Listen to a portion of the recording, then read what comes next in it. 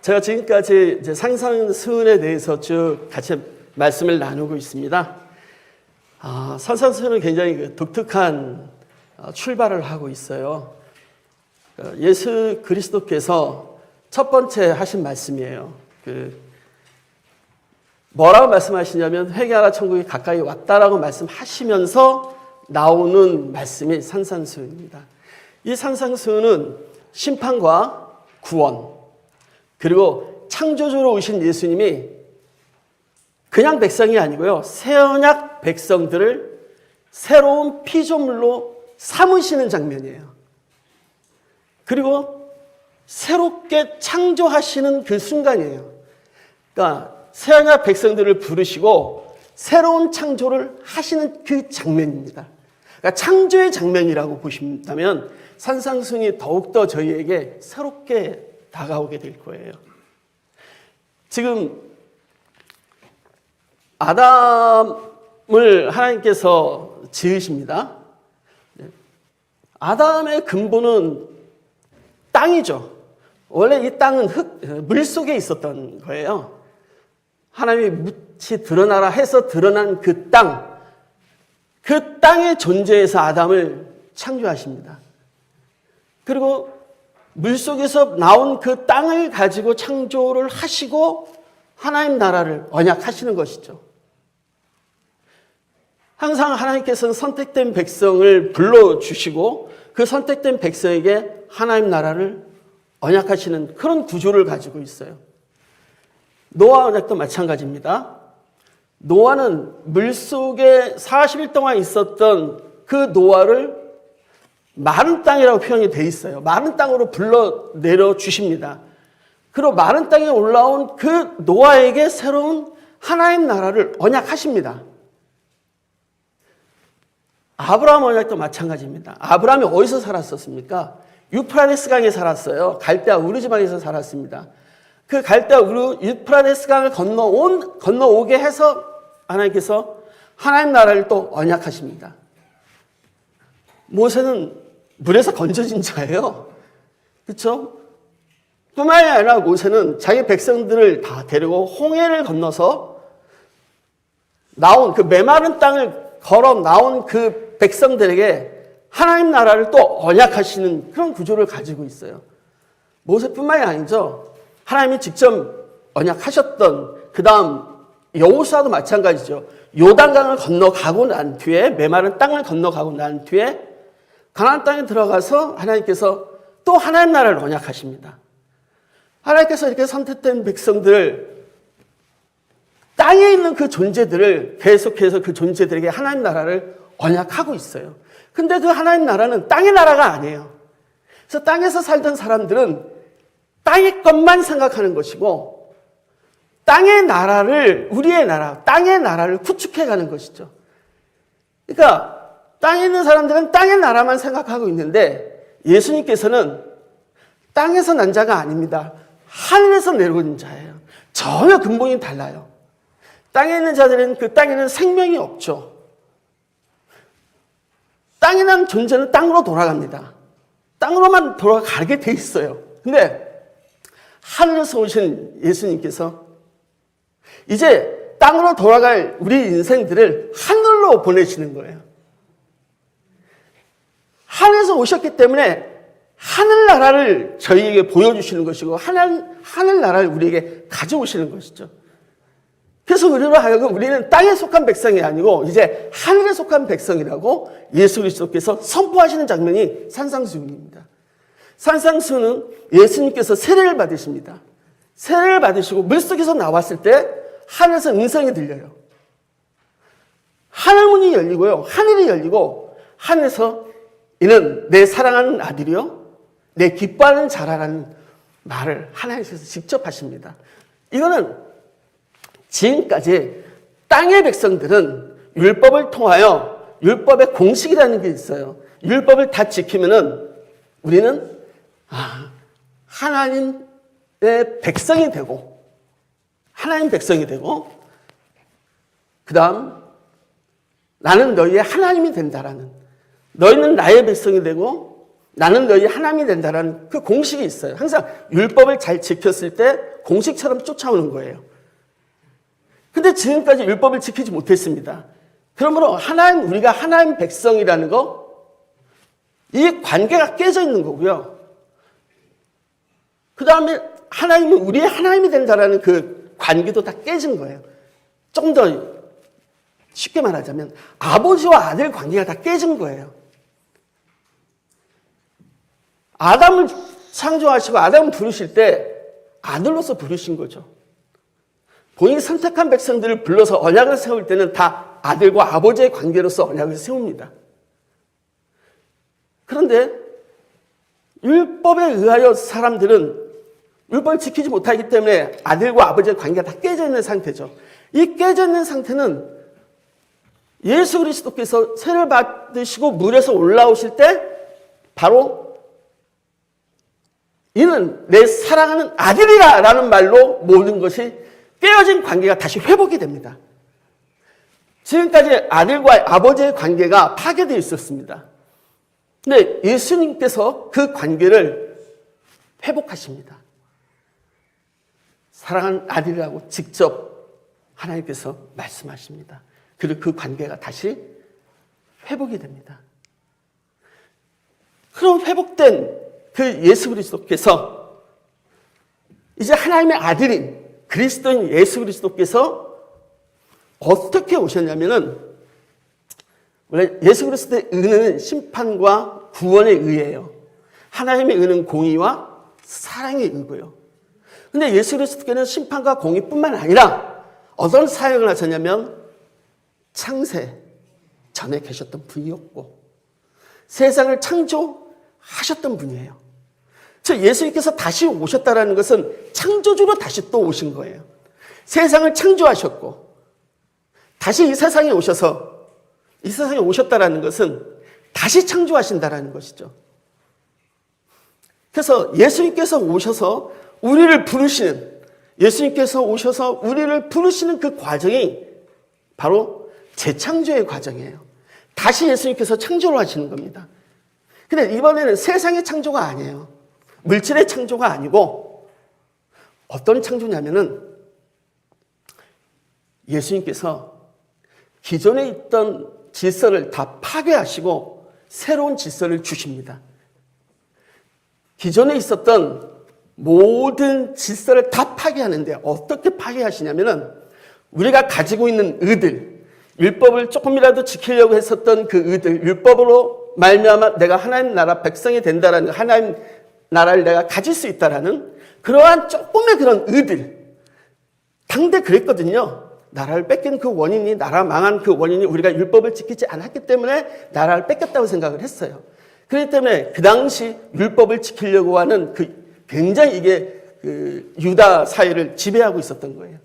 그때 예수님께서 오셔서 조금이라도 우리가 가지고 있었던 그 의들을 예수님의 의로 다 그 의를 진멸하십니다. 다 죽이십니다. 그러니까 예수님이 가지고 있는 이 창조는 우리를 다 죽이시고 그 위에 새로 살려내는 그 창조 사역이에요. 그러니까 우리를 새로운 피조물로 잡아당기는, 새로운 피조물로 거듭나게 하는 창조 사역입니다. 왜 우리를 새로운 피조물로 거듭나게 할 수밖에 없는가? 그것은 하나님 나라를 가져오셨기 때문에 그러는 것이죠. 그건 땅의 나라가 아니고 하나님 나라예요. 그래서 땅에서 난 우리가 그 하나님 나라에 갈 수가 없죠. 그래서 우리를 하나님 나라로 가는 그러한 새로운 피조물로 만드시는데 바로 그의 의로, 예수 그리스도의 의로, 하나님의 의를 덧입은 예수 그리스도의 의로 우리를 다 죽이시고 그 의로 우리를 다시 다 살리십니다. 그 클라이막스가 십자가에서 우리의 모든 죄를 다 짊어지신다라는 거예요. 우리가 가지고 있는 조그마한 양양한 그 의마저도 예수님께서 다 짊어지시고 십자가에서 다 같이 죽어버리신 거죠. 그런 십자가에서 다시 부활하심으로 우리를 새로운 창조물로, 새로운 피조물로 우리를 초대하신 거죠. 그래야지만 예수님께서 가지고 오시는 그 하늘에 있는 나라, 하나님 나라를 우리가 소유할 수 있는 것입니다. 지금 그 설명을 하시는 이 장면이 산상수훈의 장면이에요. 그러니까 산상수훈은 하나님 나라의 질서를 선포합니다. 새로운 하나님 나라에 대한 소개를 합니다. 그래서 산상수훈을 우리가 다시 한번 마태복음 5장부터 나오거든요.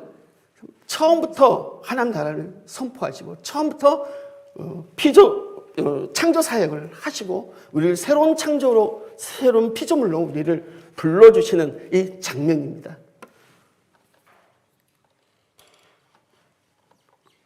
네. 지금 지난 시간에 우리가 팔복을 다 마치고 빛과 소금을 다 마쳤죠. 그리고 거기에 예수님께서 아주 도전적인 그 질문을 저희에게 하셨습니다. 지난 시간에 한 거 잠깐 복습하고 진도 나가겠습니다. 내가 너희에게 이르노니 너희 의가 계속해서 팔복은 산상수훈은 의에 대해서 계속 나오고 있어요. 그리고 그 의를 예수님께서 산산조각 다 내시고 계셔요. 조금의 의도 우리에게 하나도 남기지 못하게, 조금의 의도 우리가 세우지 못하게 예수님께서 다 부셔버립니다. 내가 너희에게 이르노니 너희 의가 서기관과 바리새인보다 더 낫지 못하면 결코 천국에 들어가지 못하리라. 이건 엄청난 말입니다. 어떻게 우리의 의가 서기관과 바리새인, 제자들의 의가 서기관과 바리새인보다 더 낫겠습니까? 말도 안 되는 거죠.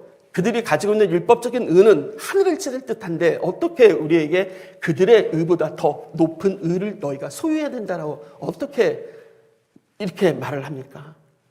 제자들이 있을 수 없는 일이죠. 이거 어떻게 서기관 바리새인보다 더 우리가 높지? 하면서 이 주제는 서기관과 바리새인들의 의와 제자들의 의를 같이 비교해 가면서 그 다음이 진행이 됩니다. 그게 바로 첫 번째 살인하지 말라라는 거예요. 살인하지 말라라는 이 옛 계명에 있는 말씀을 예수님께서 하시면서 이 옛 계명을 다시 재해석하십니다. 말씀의 재창조를 하시는 거예요. 그러니까 옛 말씀을, 옛 계명을 새 계명으로 다시 덧입혀 버립니다. 이 새 계명에는 당연히 예수 그리스도의 의가 들어가 있는 거죠. 어떻게 말씀하시냐면은 살인하지 말라 이렇게 했습니다. 그럼 유대인들은 나는 살인은 안 했어 이렇게 말하지만 예수님께서 이걸 어떻게 박살을 내시고 어떻게 죽여버리시냐면은 마음의 의를 딱 갖다 대버려요. 마음의 살인을 갖다 대버립니다. 빠져나갈 수가 없어요. 나는 난 있는 것 같은데 아니에요. 절대 그럴 수 없습니다. 이 마음의 법을 딱 갖다 대는 순간 그게 바로 그렇게 해서 우리를 죽이시는 거예요. 우리의 의를 낮추시는 것뿐만 아니라 아예 죽여버리십니다. 우리의 의가 아예 없도록 만드시는 것이죠. 그래서 두 번째, 간음하지 말라라는 것. 바리새인들은 형식적인, 외식적인 그 간음을 안 했기 때문에 우리는 하나님 나라를 우리는 갈 수 있다고 생각했어요. 그런데 예수님께서는 이 간음에 대해서 마음의 간음을 딱 갖다 대버립니다. 율법의 형식적인 간음이 아니고요. 그건 빠져나갈 수 있는 구멍이 있기 때문에 아예 못 빠져나가게 마음의 그물을 딱 쳐버렸습니다. 마음으로 간음을 해도 간음한 것이다. 여기서 우리가 어떻게 자유로울 수가 있겠습니까? 어떻게 가지고 있었던 양양한 그 의가 존재할 수 있겠습니까? 예수님께서 마음의 법을 딱 갖다 대는 순간 우리는 이 앞에서 아무 말을 못하는 거죠. 율법으로 말하자면 간음한 자, 살인한 자는 죽습니다. 그 자리에서 죽습니다. 우리는 그렇게 다 우리를 그리스도께서 죽은 자로 만들어버리시는 거죠. 조금이라도 살아남지 못하게 해버리십니다. 세 번째는 이혼하지 말라고 합니다. 이 이혼이라는 제도는 모세가 이혼할 때 이혼증서를 써주라고 합니다. 그래서 이혼증서를 써 합법적으로 이혼을 하는데요. 그것은 여성의 인권을 보호하려고 했었던 겁니다. 이혼한 여자들의 살아갈 수 있도록 이혼증서가 있어야지 경제적, 사회적 활동을 할 수가 있었거든요. 근데 그걸 악용을 한 거죠. 이것을 그냥 마음대로 자기 마음에 내키지 않으면 마음대로 이혼을 했었던 거예요. 그래서 예수님께서 나는 너희에게 이르노니, 이 나는 너희에게 이르노니 총 6번이 나옵니다. 그러면서 기존에 있었던 그 율법으로 인하여 율법의 형식적 율법으로 인하여 너희가 조금이라도 가지고 있는 그 의를 6번에 걸쳐서 다 부셔버리십니다. 우리의 의가 하나도 남기지 않게 하십니다. 그것이 우리에게 은혜죠.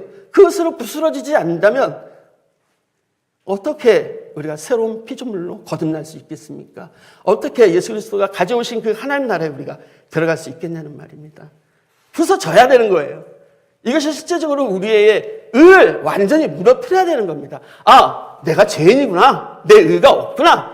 라는 고백이 저절로 나와야 되는 것입니다. 그래서 회개하라 천국이 가까이 왔느니라 말씀을 하시지만 회개를 시켜주시는 거예요. 우리에게 회개하라는 것이 아니고요. 이렇게 마음의 법을 딱 갖다 댔을 때 아, 죄인이구나 라는 회개가 나오게 되는 것이죠. 그래서 예수님의 말씀을 듣고도 죄인이 아니다 라고 하면 그건 회개가 안 되는 거죠. 그래서 바리새인들은 끝까지 회개를 안 해요. 끝까지 회개하지 않은 그들이 예수님을 잡아 죽이게 되는 거예요.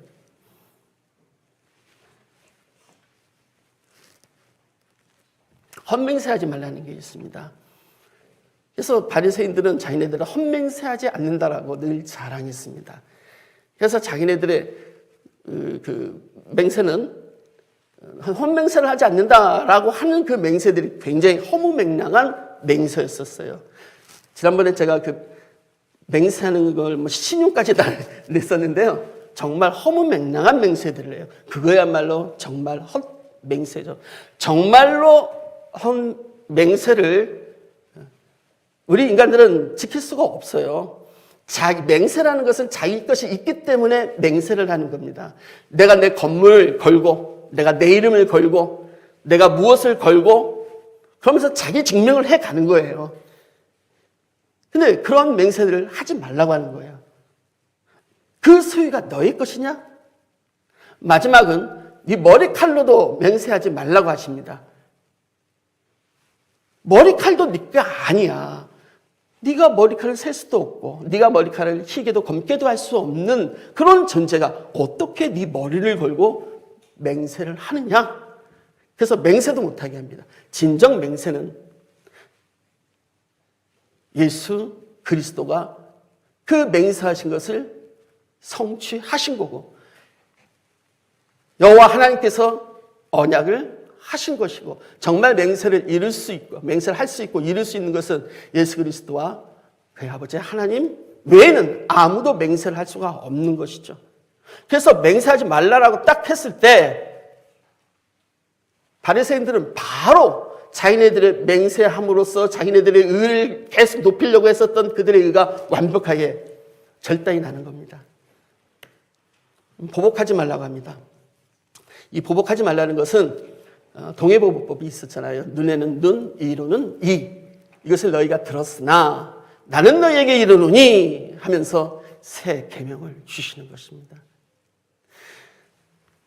옛 계명은 이들이 빠져나갈 수가 있었어요. 응? 나는 눈에는 눈, 이에는 이로 우리는 했어. 율법을 지켰어. 그러나 사회적 현상으로서는 그것을 이용해서 더 잔인한 보복을 했었다라는 거예요. 누가 내가 당한 만큼만 보복합니까? 그렇죠? 그건 할 수도 있는 게 아니에요. 측량을 할 수가 있는 게 아닙니다. 그래서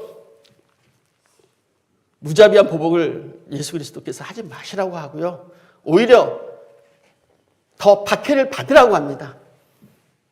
오른밤을 맞으면 왼밤도 갖다 대라고 얘기합니다. 그렇게 할 수 있는 사람이 누가 있어요? 아무도 없는 거죠. 그러니까 그렇게 할 수 없는 것들, 우리가 지킬 수 없는 것들은 다 누가 하시는 거예요? 예수 그리스도가 하시는 거예요. 이런 의들은 내가 이루는 의야. 살인하지 말라는 그런 의는 내가 이루는 의고 간음하지 말라는 것은 참 신랑 된 내가 이루는 것이고 맹세는 내가 언약을 이루는 거야. 그리고 보복하지 않는 것, 오른밤을 맞으면 왼밤도 갖다 대는 것, 이것도 나만이 할 수 있는 거야. 어디서 이걸 다 하십니까? 어디서 속옷을 다 벗어서 다 우리에게 겉옷까지 속옷까지 다 벗어줍니까? 예수 그리스도가 십자가에서 하시는 일이에요. 그 의는 예수 그리스도만이 할 수 있는 일이에요. 그렇기 때문에 그 의로 우리를 덮어버리는 거죠. 우리는 조금도 할 수 있는 존재가 아닙니다. 마지막으로 원수를 사랑하라. 이 말은요, 정말 내 이웃을, 율법에는 내 이웃을 사랑하고 내 원수를 미워하라. 실제적으로는 율법엔 이 조항이 없습니다. 만들어낸 거예요. 이것의 율법이다. 율법처럼 지키고 있었던 겁니다. 이건 너무나 우리에게 합리적이에요. 이웃을 사랑하라. 참 좋아요. 원수를 미워하라. 그럼 원수를 미워하는 게 맞지. 근데 예수님의 의는 달랐어요. 이 원수를 사랑하라고 합니다. 이건 완전히 우리가 가지고 있는 의와 반대되는 의를 말씀하시는 거예요. 원수를 사랑하는 것뿐만 아니라 박해하는 자를 위하여 기도까지 하라고 하는 거예요. 아니, 원수를 사랑한다는 것은 뭐 그냥 사랑하겠는데 원수를 위하여 기도까지 하라고요? 이건 한 적도 없지만 나오지도 않는 것 같아요. 원수는 우리는 더욱더 미워하게 돼 있는 거고요. 나를 박해하는 자는 우리를 더욱더 우리는 저주를 내리는 존재예요. 정말 원수를 사랑하라는 이 의는요, 예수님만 할 수 있는 의예요. 어디서 하셨습니까? 십자가에서 하시지 않았습니까? 그건 예수님께서 다 이루시는 거예요. 우리가 가지고 있는 원수를 사랑한다라는 그런 우리는 우리에게는 있어서 발견되지 않는 거예요. 땅의 존재는 그렇게 할 수가 있는 게 아니에요. 하늘의 존재만 그렇게 할 수 있는 것이죠. 실제적으로 우리는 하나님과 늘 원수가 되어 있었습니다. 그 원수를 우리가 스스로 하나님과 이 원수의 관계를 깨트리고 화목의 관계를 우리가 갈 수가 없어요. 우리는 하나님과 원수가 되었지만 예수 그리스도께서 하나님과 우리의 그 원수된 그 관계를 화목제를 통하여 서로 화해하게 시켰고 서로 화목하게 했죠. 그렇기 때문에 그러한 의는 예수 그리스도만 이룰 수 있는 의라는 것입니다. 이제 6장 들어가도록 하겠습니다. 이 6장부터 이제 오늘 들어가는 말씀인데요. 6장에는 크게 5가지가 나와요. 구제, 기도, 금식, 그리고 보물이라는 게 나오고요. 맨 마지막에 그의 나라와 그의 의를 구하라는 굵직하게 이렇게 5가지가 나오는데 오늘은 3가지를 구제와 기도와 금식을 하겠습니다. 근데 기도 부분은 주기도문 부분은 뺐습니다. 주기도문 부분은 따로 기회가 있을 때 따로 하도록 하겠습니다. 길기 때문에요. 이 시간에 맞출 수가 없을 것 같아요. 먼저 구제에 대해서 들어갑니다. 계속해서 예수 그리스도께서는 뭐라고 말씀하시냐면 지금부터 화법이 이렇게 달라집니다. 뭐뭐 하라 하지 말라 이렇게 2개로 나눠져요. 뭐 하라 하지 말라. 예수님께서 하시는 거거든요. 그럼 예수님의 이거는 계명이 되는 것이죠. 예수님께서 우리에게 율법을 주시는 거죠. 예수님의 법을 우리에게 주시는 거죠. 하지 말라라는 것은요. 이렇게 해서 이 3가지 구제, 기도, 금식에 대해서 그럼 어떻게 하라? 무엇을 하지 말라? 이렇게 말씀하셨는가? 예수님이 무엇을 요구하고 계시는가 한번 보도록 하겠습니다. 이걸 통해서 정말 우리는 구제할 수 없는 존재, 기도할 수 없는 존재, 금식할 수 없는 존재라는 것을 우리가 이 시간에 깨닫기 바라고요. 예수 그리스도만이 온전히 이루어내는, 예수 그리스도의 의로 다 이루어낸다라는 것을 이 시간에 함께 나누도록 하겠습니다. 이제 구제에 대해서 말씀드리겠습니다. 유대인들은요, 3가지 의무가 있었어요. 율법처럼, 그러니까 평상시 지키는 율법이에요. 3가지 의무가 있었는데 그게 바로 순서대로 구제와 기도와 금식입니다. 유대인들이 다 지켰던 율법이에요. 그냥 평상시 항상 지켰던 거예요. 그러니까 굉장히 이거는 사회적으로 잘 발달되어 있었고요. 잘 하고 있었던 부분이에요.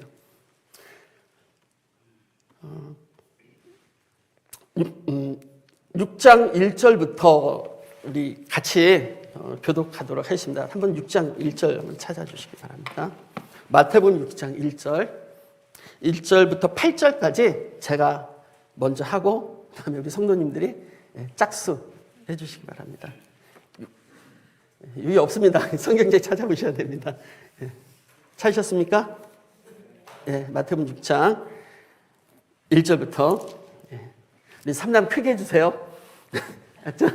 1절 제가 합니다. 사람에게 보이려고 그들 앞에서 너희 의를 행하지 않도록 주의하라. 그리하지 아니하면 하늘에 계신 너희 아버지께 상을 받지 못하느니라.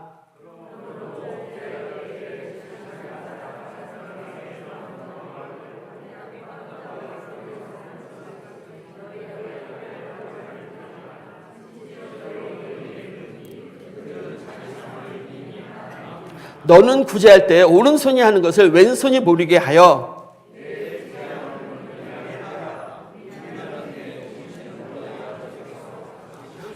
또 너희는 기도할 때 외식하는 자와 같이 하지 말라. 그들은 사람에게 보이려고 회당과 큰 거리 어귀에 서서 기도하기를 좋아하느니라. 내가 진실로 너희에게 이르노니 그들은 자기 상을 이미 받았느니라.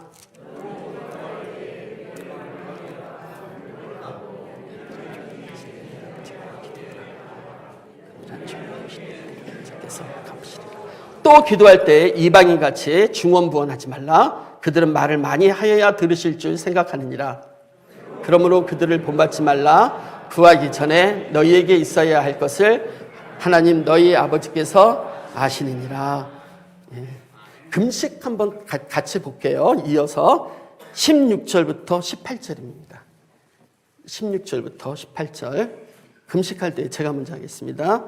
금식할 때 너희는 외식하는 자들과 같이 슬픈 기색을 보이지 말라. 그들은 금식하는 것을 사람에게 보이려고 얼굴을 흉하게 하느니라. 내가 진실로 너희에게 이르노니 그들은 자기 상을 이미 받았느니라. 다 같이 이는 금식하는 자로 사람에게 보이지 않고 오직 은밀한 중에 계신 내 아버지께 보이게 하려 함이라. 은밀한 중에 보시는 내 아버지께서 갚으니라. 예, 이렇게 이 세 개의 파트인데요. 이 세 개의 부분이 똑같은 문법적 구조를 가지고 있어요. 또한 단어까지 다 똑같습니다. 그래서 똑같은 구조를 가지고 있는 것이 사람에게 보이려고 라는 단어와 하라, 하지 말라 라는 단어와 은밀이라는 단어예요. 그렇다면 이 단어들은 우리에게 매우 중요한 포인트를 주는 거죠. 똑같이 강조하고 있었고 반복적으로 강조하고 있었다는 거거든요. 그래서 이 부분을 중점적으로 같이 구제, 기도, 금식에 대해서 살펴보도록 하겠습니다. 예, 사람에게 보이려고 그리고 나팔을 불지 말라 그리고 은밀한 중에 보신다. 이렇게 단어가 문장이 되어 있는데요. 예. 구제는 그 당시에 사회적으로 굉장히 잘 되고 있었다고 말씀드렸습니다. 그래서 구제를 할 때 바리새인들은 늘 큰 거리, 그 어귀에 가서 사람들 다 보는 앞에서 큰 소리로 떠들면서 구제를 했어요. 굉장히 발달이 됐다고 그랬죠. 그만큼 많은 사람들이 인식하고 있었고 그들이 베푸는 그 의에 대해서 그 구제에 대한 그 의에 대해서 많은 사람들이 공감을 하고 있었다는 거죠. 나팔을 불지 말라고 했는데요. 그것이 그 구제 통의 나팔처럼 생겼는지 모르겠어요. 또는 누구는 돈이 떨어지는 그 소리가 나팔 소리 같다. 그래서 뭐 그렇게 그렇게 보는 학자들도 있더라고요. 근데 그런 건 상관없이 나팔을 불지 말라라는 것은 너의 의를 드러내지 말라고 하는 것이죠. 은밀이라는 단어 속에 그걸 같이 배치를 하고 있습니다. 그러니까 은밀하게 하라는 것이죠. 이것은 앞에 나와 있는 살인하지 말라, 간음하지 말라고 같은 기조를 이루고 있어요. 마음의 법을 갖다 대는 거거든요. 은밀하게 하라는 것은 마음으로 하라는 것이죠. 너의 의를 드러내지 말라고 얘기하는 것입니다. 실제적으로 구제는 오래된 전통이 있었습니다. 율법적으로 신명기에서 사람을 외모로 보지 아니하시는 하나님, 그 외모로 보지 아니하신다라는 것은 그 중심을 보신다라는 거거든요. 그 중심을 보시는 그 하나님께서 뭐라고 얘기하시냐면 고아와 가부를 위하여 또 정의를 행하시며 나그네를 사랑하여 그에게 떡과 옷을 주시나니 그다음에 나그네를 사랑하라. 너희도 전에 애굽 땅에서 나그네였더라. 이 근거를 가지고 잘 지키고 있었습니다.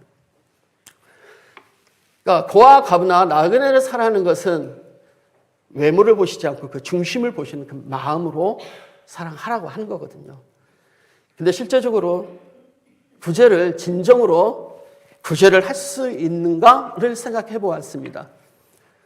우리는 그렇게 구제를 쉽게 하지 못해요. 그리고 구제라는 기준도 없습니다. 내 마음이 흡족하면 그게 구제를 하는 거겠죠. 얼마를 해야 되는지도 우리는 몰라요. 그리고 얼마큼 흡족하는지도 몰라요.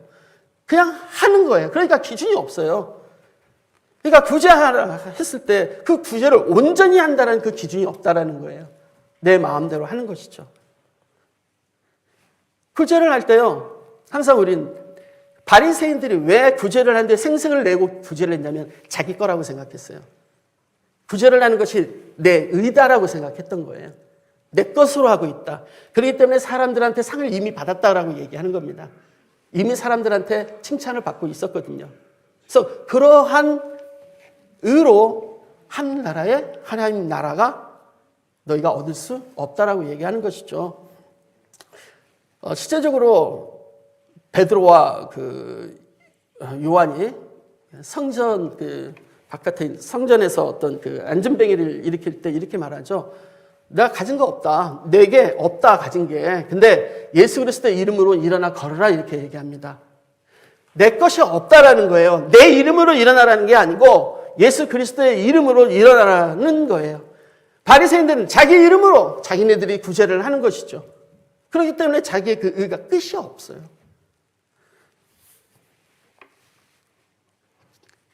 그 구제하는 거 결국은 너희가 할 수 없는 구제다.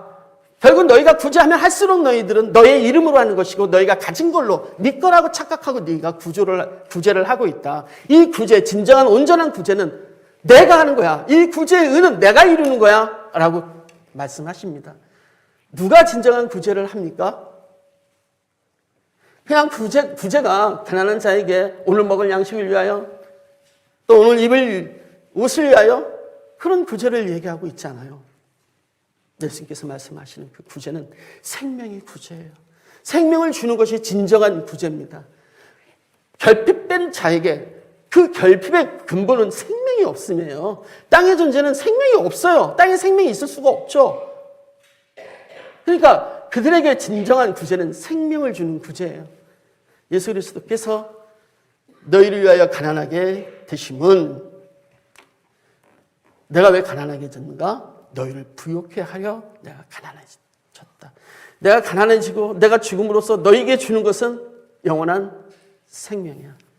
이 땅에는 영원한 생명을 줄 수가 없어. 네, 나는 하늘에서 왔기 때문에 하늘의 영원한 생명을 너희에게 주는 거야. 두 번째는 기도에 대해서 말씀드리겠습니다. 이 구제는요, 기도는 실제 예수님께서 바리새인들이 하는 그 기도, 외식적인 기도를 얘기하는 거거든요. 큰 거리 어귀에 서서 큰 소리로 두 팔을 위로 들고 하늘을 향하여 우러러 보는 그들을 향하여 기도에 대해서 말씀하십니다. 예수님께서 한 비유를 들어요. 누가복음에서 바리새인들의 그 기도에 비유를 듭니다.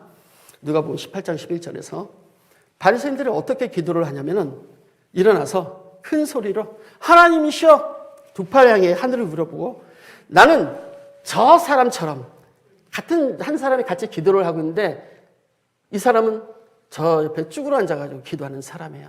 세리였어요. 예수님 비유를 얘기를 듣는 거예요. 세리가 기도하는 장면과 바리새인이 기도하는 장면입니다. 바리새인은 이렇게 기도합니다. 하나님이시여 나는 저 사람처럼 탐욕을 부리거나 불의를 하거나 간음하지 않았습니다. 하나님, 저는 저 악마처럼 사람들의 돈을 뺏지 않았습니다. 남에게 저는 해를 끼치지 않았습니다. 하나님, 저는 일주일에 2번씩이나 금식을 했습니다.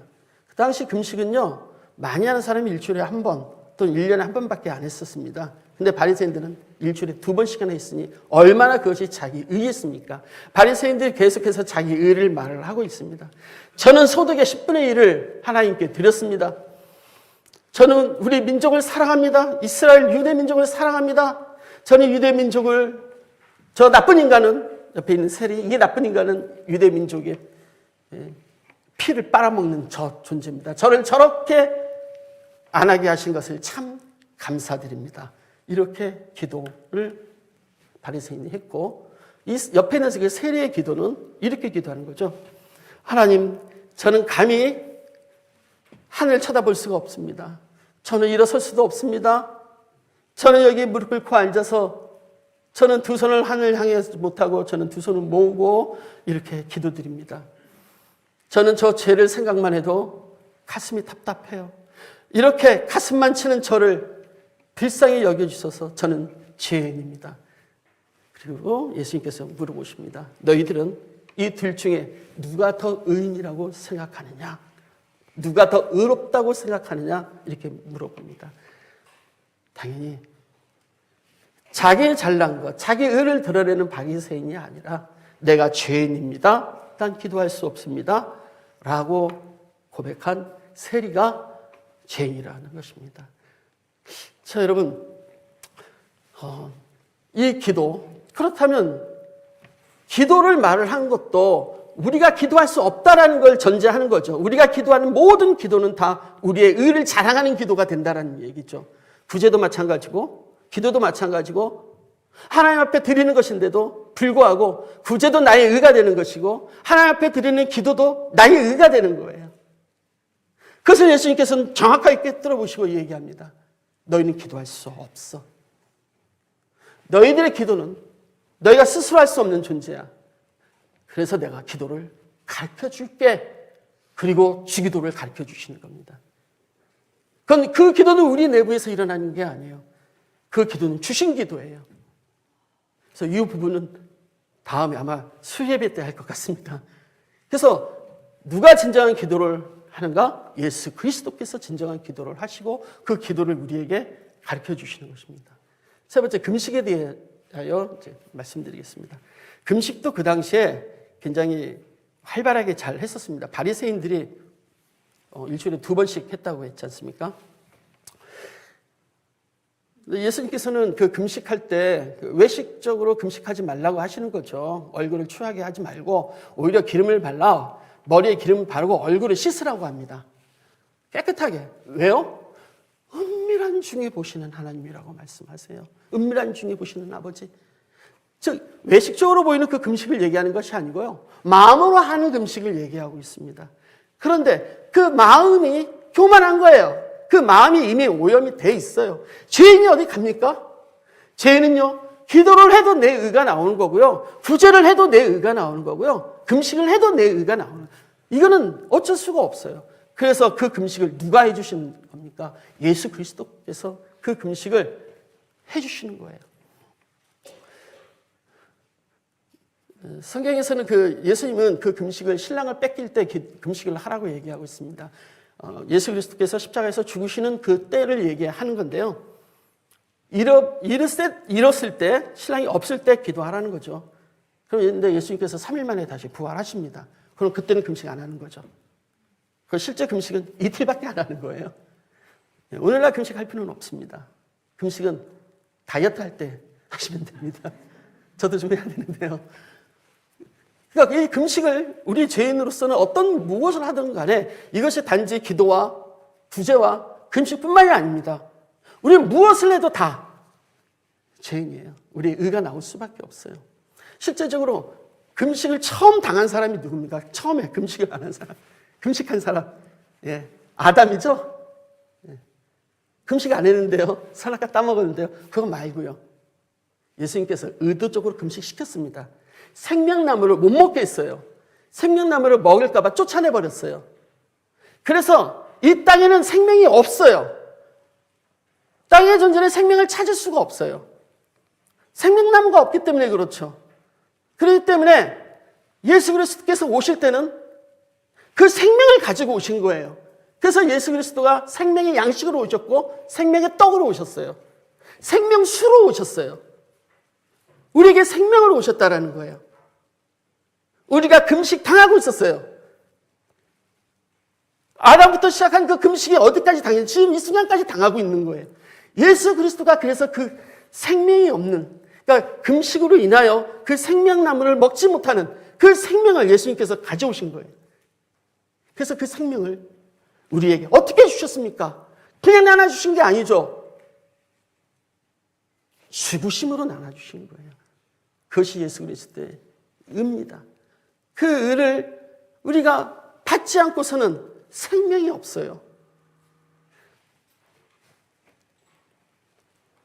하나님이 기뻐하시는 금식을 이렇게 말합니다.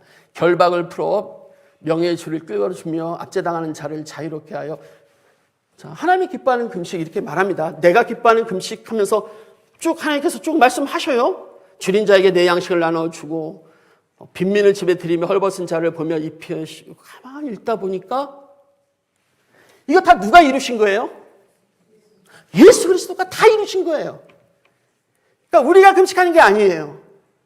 우리가 금식하면요, 우리의 의만 계속 나와요. 바로 예수 그리스도께서 이 하나님이 기뻐하는 금식을 본인이 다 이루신 겁니다. 진정한 금식은 예수 그리스도께서 다 이루신 거예요. 금식은 이 땅의 소산을 먹지 않는 겁니다. 이 땅의 모든 거하고 분리가 되는 거예요. 예수 그리스도께서 어디서 분리하셨습니까? 십자가에서 죽으심으로 이 땅과 완전히 분리를 하셨습니다. 진정한 금식을 이루신 분이죠. 그래서 이것마저도 예수 그리스도가 이루지 않으면 우리는 이룰 수가 없어요. 우리가 40일 금식했다, 일주일 금식했다, 이건 다 자기 의죠. 그래서 그런 소리 들으면요, 이건 다 자기 자랑하는 거 소리로 딱 들으시면 정확합니다. 진정한 금식을 아는 사람들은 예수 그리스도를 자랑하게 돼 있어요. 예수 그리스도의 의를 얘기하는 것이지 내가 며칠 금식했다 이런 말 하는 게 아닙니다. 진정한 금식은 예수 그리스도께서 하시는 겁니다. 구제와 기도와 금식의 공통점이 있어요. 우리가 하는 이렇게 되는 거예요. 사람에게 보이게 좋게, 사람들 보이기 좋게 하는 거예요. 우리의 의를 드러내는 거죠. 그리고 이건 습관적 율법이에요. 이게 어떤 의미를 가지고 있냐면요, 바리새인들이 아주 잘하고 있었던 거예요. 유대인들이 잘하고 있었던 거예요. 그 잘하고 있었던 것이 이상하게 사람만 있으면, 이게 죄의 습성이에요. 사람만 나오면 변질이 돼요. 사람만 만나면 의로 변질이 돼요. 자기 의로 돼요. 늘 잘하고 있었던 것이 자기 의로 변질이 됩니다. 사람과의 관계에서. 죄인과 죄인 만나면 그렇게 될 수밖에 없죠. 내가 잘하는 것이 하나님 앞에 온전히 드려지지 못해요. 어떻게 보면 내가 잘하는 것에 의하여 내가 넘어집니다. 내가 잘하는 것 때문에 어떠한 그 공동체가 무너지기도 하고요. 내가 잘하는 그 무엇 때문에요. 왜냐하면 그 속에 다 자기 의가 들어가 있어서 그래요. 내가 잘하는 것을 잘난 척하는 순간 그게 다 깨져버립니다. 어쩔 수 없어요. 예수 그리스도의 의가 내 의를 덮지 않으면 그건 어느 순간 터져나오게 돼 있습니다. 그래서 예수 그리스도께서 그리스도의 의로 우리를 다 덮어버리는 것이 우리의 의에 대한 진멸이라고 하는 거예요. 우리가 진멸이 돼야 돼요. 진멸이 되고 죽어야지만 새로운 피조물로 거듭나는 것이죠. 하늘나라, 하나님 나라를 예수 그리스도에 가지고 오신 그 하나님 나라에 들어가는 자는 죽어야 돼요. 그래서 예수 그리스도의 생명을 얻고 그 생명에 의하여 우리가 새 창조되시고 새 피조물로서 그 나라를 얻는 복을 이루는 것이죠. 팔복이 바로 예수 그리스도의 의로 인하여 완전히 죽어버린 상태의 사람들을 얘기합니다. 가난한 자, 심령이 가난한 자, 그리스도에 의하여 완전히 죽어진 자의 모습이에요. 그래야지만 그 뒤에 하나님 나라 복을 준다는 얘기입니다.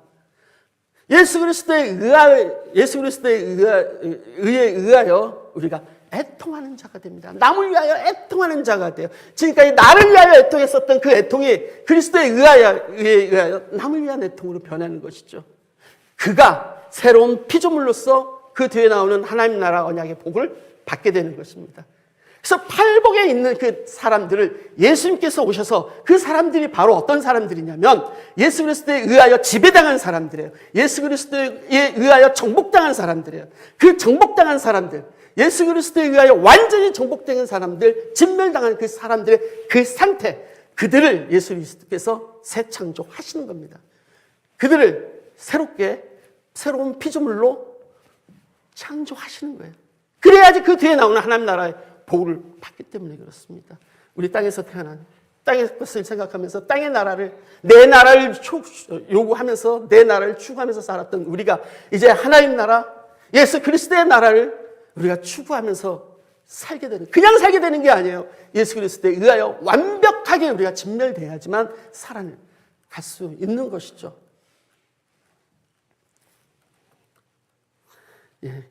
그래서 저는 산상수훈을 회개하라, 천국이 왔다라는 그 논리로 계속 보고 있습니다. 그럼 이때 회개하라, 천국이 왔다라는 것이 금방 이해가 됩니다. 무엇을 회개하라는 거예요? 우리가 가지고 있는 마지막 의, 어쩔 수 없어요. 땅에 사는 자들은 자기 의를 다 가지고 있어요. 그것을 회개하라는 것입니다. 그 의로 너희가 높아지려고 하는 것, 그것을 회개하라는 거예요.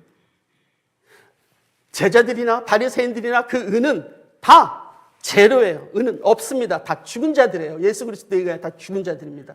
제자들은 예수 그리스도가 있기 때문에, 예수 그리스도의 의를 있기 때문에 바리새인들의 의보다 더 높아지는 것이죠. 그 과정을 계속해서 얘기하고 있습니다. 이 땅에 예수 그리스도께서 이 땅의 모든 의를 없게 만드십니다. 얼마큼 없게 만들었습니까? 바울의 말로 의하면 의인은 없나니 하나도 없게 해버립니다. 의인이 없다는 것은 다 죄인인 거예요. 죄인만 있다는 건 다 죽음의 상태를 얘기하는 겁니다. 이렇게 만드셔야 돼요. 그리고 난 뒤에 하나님의 새로운 의가 등장하는 것이죠. 그 의가 누굽니까? 예수 그리스도가 되는 것이죠. 완벽히 죄인을 만드는 것, 그것은 완벽히 우리를 진멸하시는 겁니다. 앞쪽에서 나오는 그 6가지와 지금 나오는 이 3가지를 통하여 우리는 완벽하게 예수 그리스도에 의하여, 예수 그리스도의 의에 의하여 우리는 진멸당한 상태입니다. 그래야지 예수 그리스도의 의에 의하여 우리가 덧입혀지는 것이죠. 그것이 우리에게 생명이 되는 것이죠. 우리의 생명이 아니고 예수 그리스도의 생명이 우리에게 오는 것이죠. 그래서 우리를 거듭나게 하십니다. 그리고 하나님 나라를 선포하시고 우리에게 복을 주십니다. 새로운 피조물로 되게 하시고 하나님 나라의 새 백성으로 삼아 주십니다. 예수 그리스도에 의하여 완전히 정복된 우리들의 모습이에요. 복된 자의 모습입니다. 그래서 산상수훈은 새로운 하나님 나라, 약속하신 그 하나님 나라를 이루어 주실 때 그 하나님 나라에 들어가는 자들이 바로 새로운 피조물이 되어야만, 예수 그리스도에 의하여 죽고 새로운 피조물이 되어야만 간다라는 그 얘기를 산상수훈을 통해서 말하고 있습니다. 누구든지 그리스도 안에 있으면 새로운 피조물이라고 합니다. 여러분, 새로운 피조물이 되신 것 환영합니다. 예, 새로운 피조물로서 새로운 하나님 나라 백성으로서 당당하게 살아가는 우리 장안조항교회 사랑하는 성도님들 되시기 바랍니다. 기도하시겠습니다. 하나님의 은혜를 감사드립니다.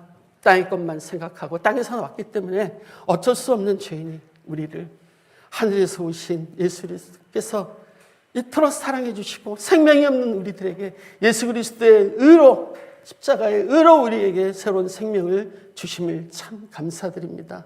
우리 예수 그리스도, 늘 새로운 생명을 주신 예수 그리스도 찬양하며 감사하며 살아가는 우리 성도님들이 되게 인도하여 주시기 원합니다. 예수 그리스도 이름으로 기도합니다. 아멘.